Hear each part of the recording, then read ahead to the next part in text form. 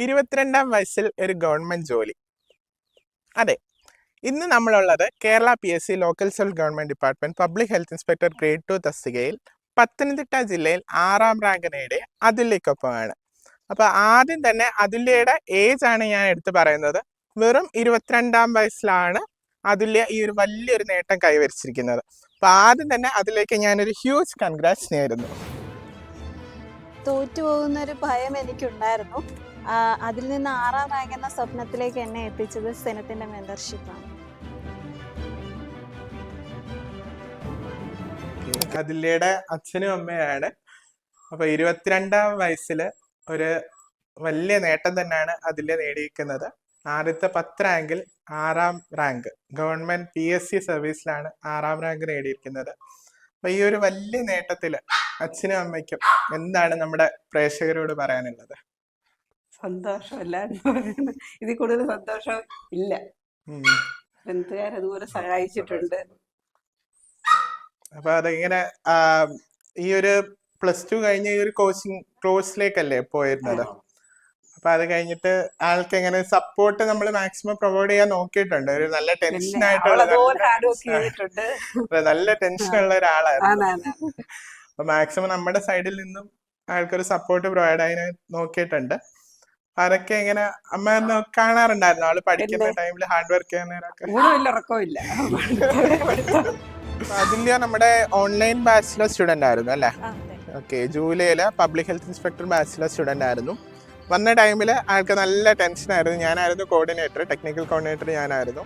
അപ്പോൾ ഓരോ സ്റ്റുഡൻസിനെയും നമ്മൾ ഫസ്റ്റ് തൊട്ടേ കറക്റ്റായിട്ടൊരു മെൻറ്റർഷിപ്പ് പ്രോഗ്രാം വഴി സപ്പോർട്ട് കൊടുത്തിട്ട് തന്നെയാണ് ഈ ഒരു കോച്ചിങ് ക്ലാസ്സിലേക്ക് എടുക്കുന്നത്. അപ്പോൾ അതുല്യയുടെ ഒരു കാര്യം പറയുകയാണെങ്കിൽ നല്ല ടെൻസ്ഡ് മൈൻഡാണ്.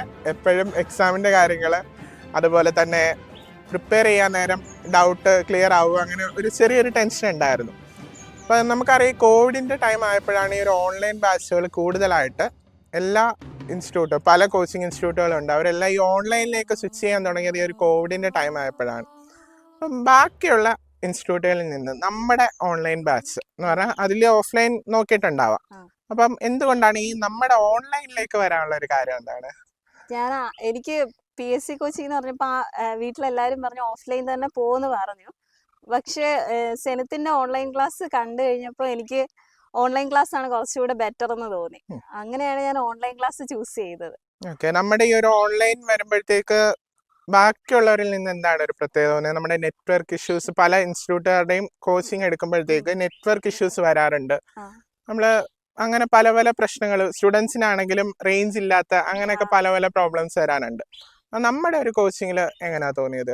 എനിക്ക് അങ്ങനെ നെറ്റ്വർക്ക് ഇഷ്യൂസ് ഒന്നും ഫേസ് ചെയ്യേണ്ടി വന്നിട്ടില്ല സത്യം പറഞ്ഞാൽ സെനത്തിന്റെ ക്ലാസ്സിന്റെ ഇടയിൽ. പിന്നെ സെനത്തിന്റെ ക്ലാസ് എന്ന് പറയുമ്പം ഒരു ഓഫ്ലൈനിൽ നമ്മൾ എങ്ങനെയാണോ ഇരിക്കുന്നത് അതുപോലെ തന്നെയാണ് എനിക്കൊരു ഓൺലൈൻ ക്ലാസ്സും തോന്നിയിട്ടുള്ളത്. ക്ലാസ്സുകളാണെങ്കിലും ഭയങ്കര ഇന്ററാക്റ്റീവ് ആണ്. അതുകൊണ്ട് ഓൺലൈൻ ക്ലാസ് ചൂസ് ചെയ്തു. അപ്പൊ നമ്മൾ ഓരോ ദിവസവും ക്ലാസ് കഴിയുമ്പോൾ ഫീഡ്ബാക്ക് ചോദിക്കാറില്ലായിരുന്നു, അതൊക്കെ എങ്ങനെയാണ്? ഹെൽപ്ഫുൾ ആയിരുന്നു? ഹെൽപ്ഫുൾ ആയിരുന്നു. എന്തെങ്കിലും ഉണ്ടെങ്കിൽ തന്നെ അപ്പൊ തന്നെ കറക്റ്റ് ചെയ്യും. വേറെ നമുക്ക് ഡൗട്ട്സ് എന്തെങ്കിലും ഉണ്ടെങ്കിൽ അപ്പൊ തന്നെ ചോദിക്കാം, അല്ലെങ്കിൽ മെന്റേഴ്സ് വഴി നമുക്ക് ചോദിച്ചാൽ അന്ന് തന്നെ നമുക്ക് അതിനുള്ള ആൻസേഴ്സ് ഒക്കെ കിട്ടിയിട്ടുണ്ട്.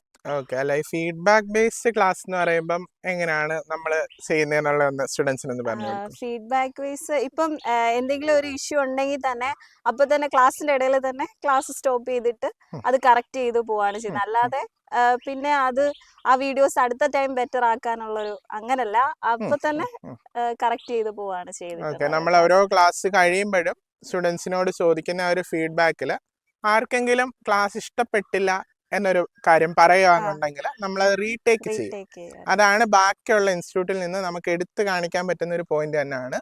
നമ്മളിപ്പം നിങ്ങൾ നമ്മുടെ ഒരു കോച്ചിങ്ങിന് വരികയാണെങ്കിൽ പോലും നിങ്ങൾ പഠിക്കുന്ന ടൈമിൽ നിങ്ങൾക്ക് ആ എടുത്ത ക്ലാസ് നിങ്ങൾക്ക് മോശമായി തോന്നുക, ഈവൻ ഒരാളാണെങ്കിൽ പോലും നമ്മൾ ആ ഒരാൾക്ക് വേണ്ടിയിട്ട് കംപ്ലീറ്റ് ക്ലാസ് റീടേക്ക് ചെയ്യാറുണ്ടായിരുന്നു. അതെല്ലാം എങ്ങനെ ഹെൽപ്ഫുൾ ആയിരുന്നു അത്? അതെ. ഓക്കെ, അപ്പൊ നമ്മുടെ എക്സാംസ് കാര്യങ്ങളൊക്കെ ആണെങ്കിലോ? എക്സാംസ് വീക്ക്ലി ടെസ്റ്റ് ഉണ്ട്, മന്ത്ലി ടെസ്റ്റ് ഉണ്ട്, പിന്നെ അല്ലാതെ പോൾ ക്വസ്റ്റ്യൻസ് ഡെയിലി ഉണ്ട്. അതൊക്കെ ഭയങ്കര നമുക്ക് ഒരു പസിൽ സോൾവ് ചെയ്ത് ഒരു ഇതുപോലെ എനിക്ക് തോന്നിയിട്ടുണ്ട്. നല്ല ഹെൽപ്ഫുൾ ആയിരുന്നു ക്ലാസ്സുകളെല്ലാം. ഓക്കെ, അപ്പൊ അതുല്യ പഠിച്ചത് എവിടായിരുന്നു? ഞാൻ പബ്ലിക് ഹെൽത്ത് ട്രെയിനിങ് സെന്ററിലാണ് പഠിച്ചത്. ഓക്കെ, അപ്പൊ അത് കഴിഞ്ഞിട്ട് നമ്മുടെ ഈ ഒരു സെനിത്ത് അക്കാഡമിയെ കുറിച്ച് എങ്ങനെയാണ് അറിഞ്ഞത്? ഞാൻ എൻ്റെ സീനിയേഴ്സ് വഴി അറിഞ്ഞു. പിന്നെ ഞാൻ യൂട്യൂബിലും ഇൻസ്റ്റയിലൊക്കെ വീഡിയോസ് കണ്ടിട്ടുണ്ടായിരുന്നു. അല്ലമീൻ സാറിൻ്റെ ക്ലാസ്സുകളൊക്കെ കണ്ടിട്ടുണ്ടായിരുന്നു. അപ്പോൾ തന്നെ സാറ് കുറേ കോഡ് ഭാഷകളൊക്കെ വെച്ചിട്ട് കൺസെപ്റ്റൊക്കെ പറയുന്നത് കേട്ടപ്പോൾ എനിക്ക് കുറച്ചുകൂടി ഇൻട്രസ്റ്റ് തോന്നി. അങ്ങനെയാണ് ഞാൻ സെനത്തിലേക്ക് ജോയിൻ ചെയ്തത്. പിന്നെ എന്താ എക്സാംസിൻ്റെ റിസൾട്ട്സ് വരുമ്പം ഓരോ തവണയും നമ്മൾ മുന്നോട്ട് വരാൻ വേണ്ടി കൂടുതൽ പഠിക്കാൻ അത് ഹെൽപ്പ് ചെയ്തിട്ടുണ്ട്. അതെ, നമ്മളൊരു അനലൈസിങ് അതിൽ തന്നെ നടക്കാറുണ്ടായിരുന്നു. ഓരോ എക്സാം കഴിയുമ്പോഴും ഒരു സ്റ്റുഡന്റിന്റെ പെർഫോമൻസ് അനലൈസ് ചെയ്യുന്നതോടുകൂടി അവരിനി എത്രത്തോളം ബാക്കി ഉള്ളവരിൽ നിന്ന് ഇമ്പ്രൂവ് ചെയ്യണം എന്നൊരു കറക്റ്റ് ഒരു ട്രാക്കിലേക്ക് കൊണ്ടുവരാനായിട്ട് നമ്മുടെ ആ ഒരു ആപ്പാണ് അല്ലേ, നമ്മുടെ സെനിത്തിന്റെ ആപ്പ് ത്രൂ ആണ് ക്ലാസ്സുകൾ നടക്കുന്നത്.